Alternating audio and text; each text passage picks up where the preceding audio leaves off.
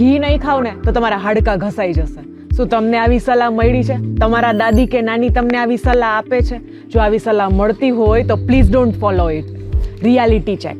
તમારા જોઈન્ટ્સમાં ઘી નથી હોતું. તમે જે ઘી ખાઓ છો એ ડિરેક્ટલી તમારા હાડકાં સુધી નથી પહોંચતું.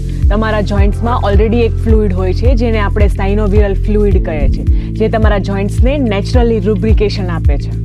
અને આ ફ્લુઇડનું પ્રોડક્શન તમારા મૂવમેન્ટ્સ ઉપર ડિપેન્ડ કરે છે અને તમારા જોઈન્ટ હેલ્થ ઉપર ડિપેન્ડ કરે છે, નહીં કે તમે કેટલું ઘી ખાઈ જાઓ છો એના પર. ઇનફેક્ટ સાચું તો એ છે, તમે જેટલું ઘી ખાશો એટલી તમારી કેલરી વધશે. એક્સેસિવ કેલરી મતલબ વેઇટ ગેઇન. વેઇટ ગેઇન થશે એટલે તમારા જોઈન્ટ્સ ઉપર પ્રેશર ક્રિએટ થશે અને આ પ્રેશરને લીધે ઇનફેક્ટ તમને દુખાવો ચાલુ થઈ જશે. તો આ હાડકાને ચલાવવા માટે તમારે એક્સેસિવ ઘી ખાવાની જરૂર નથી. ઇનફેક્ટ બેલેન્સ ડાયટ, મૂવમેન્ટ્સ અને સ્ટ્રેન્થ ટ્રેનિંગની જરૂર છે. બટ તમે સોશિયલ મીડિયા પર એવું સાંભળ્યું હશે કે ઘી ખાવું જોઈએ.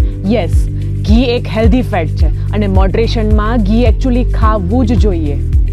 પણ આપણા દાદી ને નાની જેટલું ખાઈ જતા હતા ને એટલું ખાવાની જરૂર નથી, કેમ કે એ લોકો એટલું ઘી ખાઈને ખેતરમાં કામ કરવા જતા હતા અને તમે એટલું ઘી ખાઈને ડાઇનિંગ ટેબલ પરથી સોફા પર નેટફ્લિક્સ જોવા બેસી જાઓ છો.